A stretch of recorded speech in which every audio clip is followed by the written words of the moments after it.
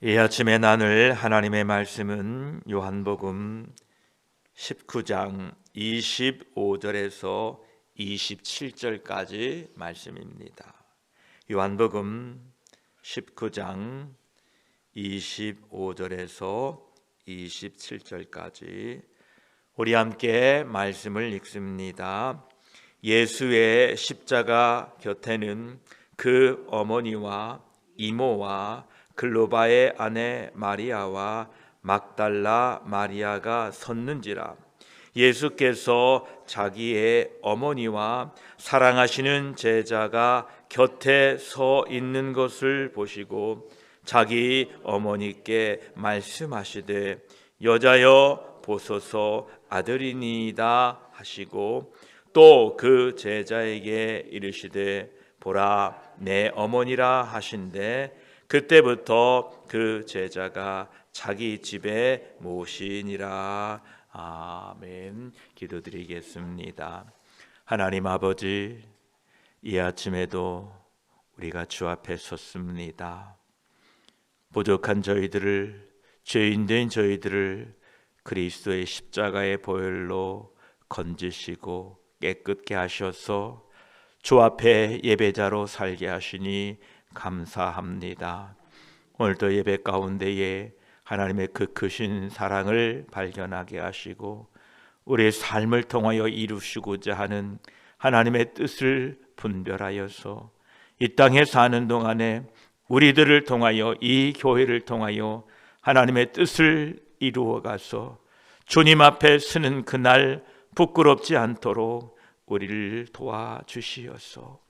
오직 하나님의 영광을 위하여 하나님의 복음 십자가의 복음을 위하여 날마다 믿음으로 살도록 도와주시옵소서. 오늘도 말씀을 나눌 때에 성령 하나님께서 함께 하시고 우리에게 은혜를 부어 주시옵소서. 우리 구주 예수 그리스도의 이름으로 기도드립니다.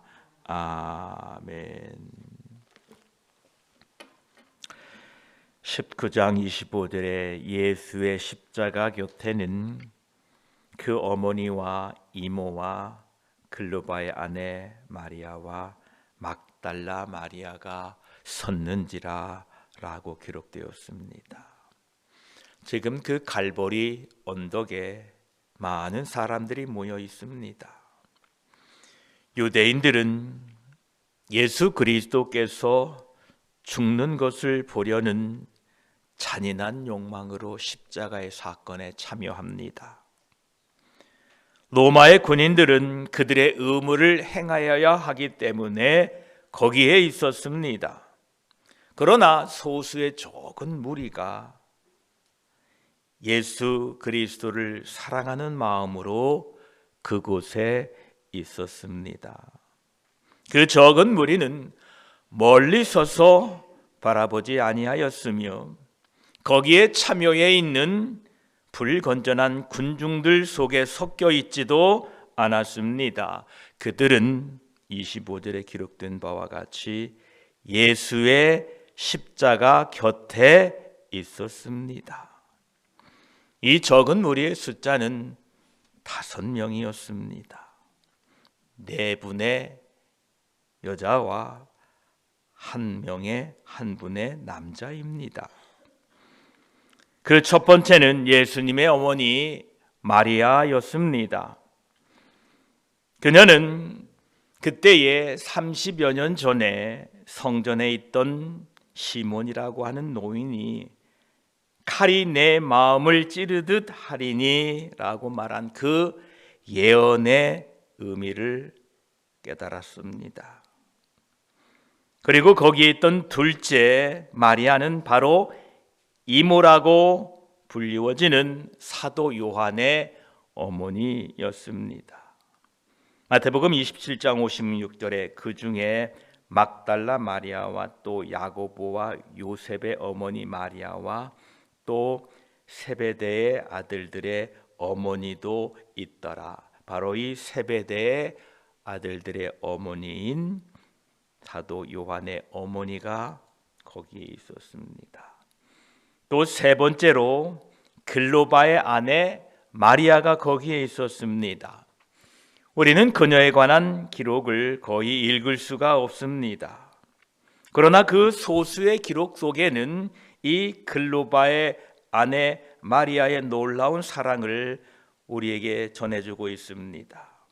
이 글로바의 아내 마리아는 예수님의 십자가 곁에도 있었고 예수님의 무덤에서도 그녀가 등장을 합니다. 마태복음 28장 1절에 안식일이 다 지나고 안식 후 첫날이 되려는 새벽에 막달라 마리아와 다른 마리아가 무덤을 보려고 갔더니라고 기록되어 있는데, 여기에 나오는 다른 마리아가 바로 글로바의 아내 마리아입니다. 이 글로바의 아내 마리아는 요셉의 누이 동생입니다. 그러니까 예수님의 어머니인 마리아와는 친누이 사이였지요. 그리고 네 번째 나오는 여인의 이름이 바로 막달라 마리아였습니다. 그녀는 예수님께서 7 귀신을 쫓아내 주신 여자이고 또 예수님께서 죽은 자 가운데서 살아나셨을 때에 처음 자신을 나타내 보여준 바로 그 사람입니다. 그리고 마지막 한 명의 남자는 예수께서 사랑하시는 제자 요한이 11 사도들 중에 유일하게 그곳에 서 있었습니다. 이 5명의 소수의 사람들은 담대하게 예수 그리스도의 십자가 곁에 서 있습니다. 이것은 대단한 용기와 결단이며 예수 그리스도에 대한 존경을 보여주고 있는 것입니다. 우리들이 예수 그리스도와 그 십자가의 복음을 위하여 이들과 같이 담대하게 믿음으로 우리 주 예수 그리스도와 함께 서 있어야 됩니다. 사도 바울이 예수 그리스도의 십자가의 복음을 전할 때에 자신을 버리고 떠났던 사람들과 함께했던 사람들이 있었음을 말하고 있습니다. 디모데후서 4장 10절로 11절까지는 대만은 이 세상을 사랑하여 나를 버리고 데살로니가로 갔고 그레스게는 갈라디아로 디도는 달마디아로 갔고 누가만 나와 함께 있느니라. 내가 올 때에 마가를 데리고 오라. 그가 나의 일에 유익하니라 라고 말씀하면서 자기와 함께했던 사람과 그리고 떠났던 사람들이 있었다라고 밝히고 있습니다. 그러나 그 편지 뒤편 디모데후서 4장 16절에는 내가 처음 변명할 때에 나와 함께 한 자가 하나도 없고 다 나를 버렸으나 그들에게 허물을 돌리지 않기를 원하노라 라고 밝혔습니다. 복음을 전하는 것은 쉬운 일이 결코 아닙니다. 사도 바울은 자신과 함께하지 않고 자신을 버렸던 그들에게 허물을 돌리지 않았습니다. 우리가 주의 일을 하면서 주의 일에 함께 동참하지 않는 사람들에게 그들에게 허물을 돌려서는 안 됩니다. 주의 일을 감당하기에는 적은 일이든 큰 일이든 참으로 어려운 일입니다. 그러나 주님께서 주의 일을 감당하는 사람들과 함께 하심을 믿으시기 바랍니다. 또한 사도 바울은 자신의 사역이 마무리되어 갈 즈음에 믿음의 동역자들에게 문안 인사를 합니다. 그것이 바로 로마서 16장에 나오는데 이 로마서 16장 전체에 걸쳐서 문안 인사를 드립니다. 로마서 16장 3절에 너희는 그리스도 예수 안에서 나의 동역자들인 브리스가와 아굴라에게 문안하라. 또 9절에는 그리스도 안에서 우리의 동역자인 우르바노와 나의 사랑하는 스다구에게 문안하라. 사도 바울의 사역은 혼자 힘으로 든 것이 결코 아닙니다. 수많은 동역자들을 통하여 함께 그 사역을 이루게 된 것입니다. 저도 이제 제 사역을 다 마치고 은퇴하고 난 후에 예수 그리스도의 복음을 위하여 함께 수고하고 협력한 동역자들을 기억하며 감사하게 될 것입니다. 이 얼마나 아름다운 복음을 위한 사역의 모습입니까? 우리가 서로에게 복된 사람들이 되시기를 축복합니다. 이제 예수님의 십자가 곁에 있던 사랑하는 제자인 요한을 보고 예수님께서 26절에 이렇게 말씀하십니다. 예수께서 자기의 어머니와 사랑하시는 제자가 곁에 서 있는 것을 보시고 자기 어머니에게 말씀하시되 여자여 보소서 아들이니이다 하시고 라고 말씀합니다. 예수님께서는 지금 가장 끔찍하고 고통스러운 고난을 당하시면서도 성령으로 잉태되었으나 마리아와 부모, 자녀의 관계를 무시하지 않으셨습니다. 예수님께서는 어린 시절 그 부모를 공경하셨다고 합니다. 그리고 이제 십자가 상에서도 그의 부모를 공경합니다. 예수님은 세상을 떠나시기 전에 홀로 계신 그의 어머니께 가정을 마련해 주십니다. 자기 어머니께 말씀하시되 여자여 보소서 아들이니이다. 예수님께서 마리아를 여자라고 부르는 것은 2번이 나옵니다. 그 첫 번째는 가나의 혼인 잔치에서와 그리고 여기에서입니다. 자기의 어머니를 여자라 부르는 것은 우리 동양의 풍습국에는, 동양적인 사고 속에는 참 버릇없는 부름입니다. 그러나 이 2가지의 경우가 모두 요한복음에서 발견됩니다. 공관복음의 저자들은 예수 그리스도와 마리아의 그 인간적인 관계에 관련시켜서 말하고 있으나 이 요한복음에서는 예수 그리스도를 하나님의 아들이심을 집중해서 다루고 있기 때문에 마리아를 여자라 부르고 있는 것은 적절합니다. 이제 예수님께서는 마리아를 부르신 후에 27절에 또 제자를 부릅니다. 또 그 제자에게 이르시되 보라 내 어머니라 하신대 그때부터 그 제자가 자기 집에 모시니라 이렇게 기록되었습니다. 지금 예수님께서는 그 사랑하시는 제자 요한을 부르고 있습니다.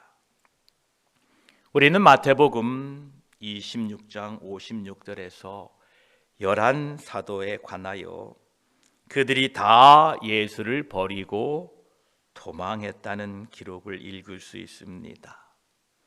이것은 예수님께서 친히 하신 예언, 즉 오늘 밤에 너희가 다 나를 버리리라 라고 하신 말씀이 성취된 것입니다. 그러나 예수님께서 십자가에 죽으시기 전에 한 사도가 예수님께 돌아왔습니다. 그가 바로 사도 요한입니다. 여러분, 우리는 잘못을 안 해야 잘한다고 생각을 합니다. 그러나 잘못을 하고 나서 바른 길로 돌아온 것이 더 중요하다는 사실입니다. 안 버렸으면 좋겠지요. 그러나 다 도망갔지만 그러나 다시 주님께 돌아와 주님 곁에 있었던 이 사도 요한의 모습을 통하여 우리도 때로는 실수하고 주님을 모른다고 할지라도 다시 돌이켜 주님은 나의 주시며 나의 구원자시라고 고백하는 지혜로운 저와 여러분이 되시기를 축복합니다. 이제 예수님께서는 그 사랑하시는 제자 요한에게 보라 내 어머니라 하신대, 예수님께서는 요한에게 마리아를 사랑으로 돌보아 달라고 말씀하십니다. 이 말을 들은 요한은 그때부터 그 제자가 자기 집에 모시니라 이렇게 기록되어 있습니다. 이것을 통해 예수님께서는 자녀가 그 부모를 공경해야 된다는 모범을 보여주고 계십니다. 자녀들은 어렸을 때뿐만 아니라 끝까지 부모님을 공경해야 됩니다. 하나님의 약속의 말씀 중에서도 신명기 5장 16절에 너는 내 하나님 여호와께서 명령한 대로 내 부모를 공경하라. 그리하면 내 하나님 여호와가 내게 준 땅에서 내 생명이 길고 복을 누리리라 라고 말씀하고 계십니다. 우리들은 부모님을 잘 공경해야 됩니다. 그런데 아쉽게도 우리의 부모님들은 벌써 다 돌아가시고 계시지 않습니다. 그러하기에 특별히 교회에서는 어르신 된 연로하신 분들을 마치 부모님을 섬기듯이 잘 공경하고 돌봐드릴 수 있기를 바랍니다.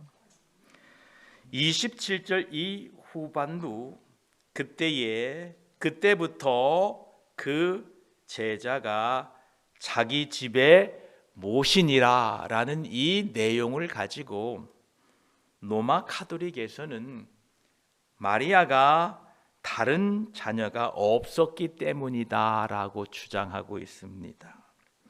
다른 자녀가 없었기 때문에, 다른 자녀가 전혀 없으므로 요한에게 예수님께서 마리아를 부탁했다라고 주장합니다. 그러나 하나님의 말씀인 성경은 분명히 그녀에게 다른 자녀들이 있었다고 분명히 선포하고 있습니다. 마태복음 13장 55, 56절에는 이는 그 목수의 아들이 아니냐, 그 어머니는 마리아, 그 형제들은 야고보, 요셉, 시몬, 유다라 하지 않느냐, 그 누이들은 다 우리와 함께 있지 아니하냐. 그런즉 이 사람의 이 모든 것이 어디서 났느냐 하고 라고 기록되어 있습니다. 우리들은 예수님의 어머니 마리아에게 신으로서의 영광을 돌려서는 결코 안 됩니다. 또한 우리는 그녀가 죄인들의 친구요 후원자로 여겨서 마리아에게 기도해서도 안 됩니다. 그녀를 예배하거나 믿어서도 안 됩니다. 여인 중에 훌륭한 여인인 것은 맞습니다. 믿음의 사람인 것은 맞습니다. 그러나 경배의 대상은 아닙니다. 오직 예수 그리스도만이 우리의 중보자이시고 구원자이십니다. 오늘도 우리 주 예수 그리스도의 은혜가 여러분 삶에 충만하기를 축복합니다. 기도드리겠습니다. 하나님 아버지 감사합니다. 십자가 그 언덕 위에 많은 사람들이 모였습니다. 유대인들은 끔찍하게 예수님의 그 죽음을 목격하고자 거기에 모여 있었습니다. 군병들은 자신의 의무를 다하기 위하여 거기에 모였습니다. 그러나 소수의 사람들이 거기에 있었습니다. 저들의 믿음과 예수 그리스도에 대한 사랑이 참으로 대단합니다. 주여, 이 험한 세상 속에서 우리의 적은 무리가 예수 그리스도 편에 서서 그리스도의 복음, 십자가의 복음을 증거하기에 담대하도록 도와주시옵소서. 저들 다섯은 적은 무리였으나 그 군중 속에 끼어 있지도 않았고 멀리 떨어져 있지도 않고 그들은 예수의 십자가 곁에 서 있었다고 합니다. 주여, 우리도 날마다 예수 그리스도의 십자가 곁에 담대히 서 있도록 도와주시옵소서. 감사합니다. 예수님께서는 끝까지 부모를 사랑하는 모습을 보여주셨습니다. 주여, 우리가 서로를 공경할 수 있는 믿음의 사람들이 되게 하여 주시옵소서. 서로를 높여드리는 귀한 공동체가 되어서 하나님 뜻을 이루어가는 우리 모두가 되게 하여 주시옵소서. 감사합니다. 오늘도 우리에게 귀한 공동체를 허락해 주시고 귀한 하나님의 백성으로 불러주셨으니 하나님 아버지를 섬기며 형제 자매된 우리들이 믿음 안에서 교제하고 믿음으로 날마다 격려하고 이 땅을 믿음으로 승리하며 살도록 도와주시옵소서. 오늘 한 날도 살아갑니다. 우리 모두에게 믿음 주시고 은혜 주시고 넉넉히 예수 그리스도의 십자가의 복음으로 세상을 이기도록 저희들과 함께하여 주실 줄 믿습니다. 믿음으로 걸어갑니다. 동행해 주실 줄 믿습니다. 감사드리며 우리 구주 예수 그리스도의 이름으로 기도드립니다. 아멘.